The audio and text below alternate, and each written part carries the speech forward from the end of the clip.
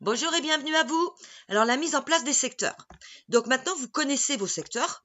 Le tableau de bord que vous avez dans votre logiciel de facturation va vous permettre de retrouver la quantité et le chiffre d'affaires qui est réalisé par rapport à vos produits. Vous avez dans quasiment tous ces logiciels de facturation la possibilité de créer des catégories. Faites en sorte que vos catégories, elles correspondent à vos secteurs.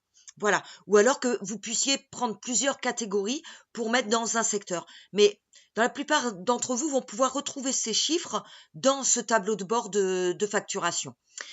Pour d'autres, il va y avoir une comptabilité analytique. Maintenant, très peu d'entre vous vont avoir ça parce que c'est cher, c'est compliqué à mettre en place et que moi, j'ai fait cette chaîne surtout pour les toutes petites sociétés et que les petites sociétés ont que vraiment très exceptionnellement des comptabilités analytiques. Vous pouvez aussi faire de la création de sous-comptes en comptabilité générale, mais ça, c'est pour ceux d'entre vous qui connaîtraient bien la comptabilité et qui auraient un expert comptable qui pourrait les aider dans ce sens-là pour qu'elle soit surtout pas trop compliquée, cette comptabilité-là. Parce que je vous rappelle la devise, en matière de gestion d'entreprise, les outils que l'on doit avoir, la devise, c'est simplicité, efficacité. Voilà.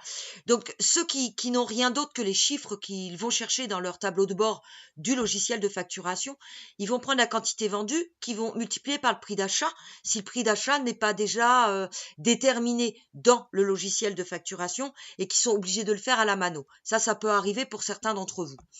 Dans ce cas-là, faites bien attention de prendre le coût moyen pondéré. Parce que comme je vous l'affiche sur le petit calcul que je vous ai mis là, il est évident que si je prends juste le dernier prix alors que j'ai une variation de prix entre deux, je n'aurai pas du tout le même résultat et je vais fausser ma marge.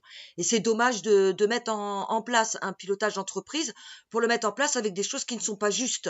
Parce que du coup, ça va nous servir à rien. Et pire, ça pourrait nous induire en erreur en étant certain d'être sur la bonne voie pour être sur la mauvaise. Donc faites très très attention à la variation des prix, tant au niveau des prix d'achat qu'au niveau des prix de vente. Faites très attention à ça.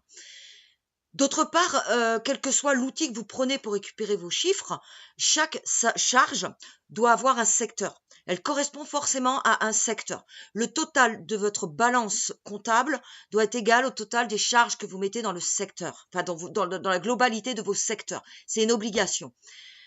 Si elle n'est pas liée directement à un chiffre d'affaires de vente, directement à des produits, à une typologie, à un secteur, dans ce cas-là, elle est dans les secteurs quasi obligatoires. Les secteurs administratifs, commerciaux, livraison ou structure. Alors, faites attention que ceux-là, on peut les prendre en brut, mais bien souvent, il vaut mieux faire une répartition des charges pour connaître la part exacte qui va aller dans chacun de mes secteurs de vente.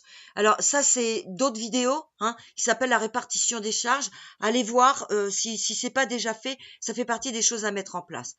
Les coûts que l'on va calculer, on va les calculer par rapport à notre chiffre d'affaires total. D'accord ? Alors, pourquoi chiffre d'affaires par rapport au chiffre d'affaires total? Je vous donne un exemple simple. J'ai mon secteur 1, il a 10 000 euros de chiffre d'affaires. Les charges directement liées à ce secteur sont de 45%. Mes charges indirectes que j'ai déterminées par rapport à mes secteurs, mais après par rapport à la répartition des charges, elles correspondent à 20%. Je vous rappelle que mes charges indirectes, c'est mes charges administratives, structure, commerciale, livraison. Les 4 que je vous ai donné en exemple, et peut-être d'autres pour certains de vous, c'est mes charges indirectes et elles représentent après répartition 20% de mon secteur 1. Ce qui fait que ma marge sur mon chiffre d'affaires total est de 35%.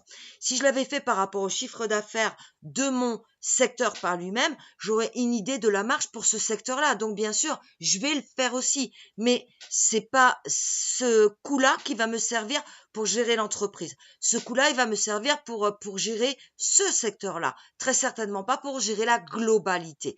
Donc, je n'oublie surtout pas de le mettre sur mon chiffre d'affaires total. Sinon, on n'appelle pas ça le coût, on appelle ça la part que l'on a de ce secteur-là par rapport à la globalité.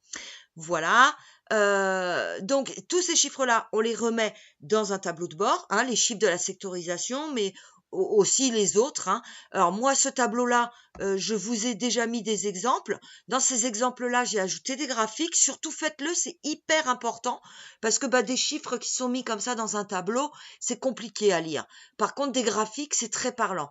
On peut regarder si les courbes correspondent, si elles se suivent à peu près, et si elles ne se suivent pas, aller regarder pourquoi et aller du coup trouver nos écarts assez facilement et justifier ces écarts-là, trouver pourquoi on a des différences, pourquoi on a des variations. Le but, je vous le rappelle, c'est ça, c'est de justifier les écarts et de trouver les variations.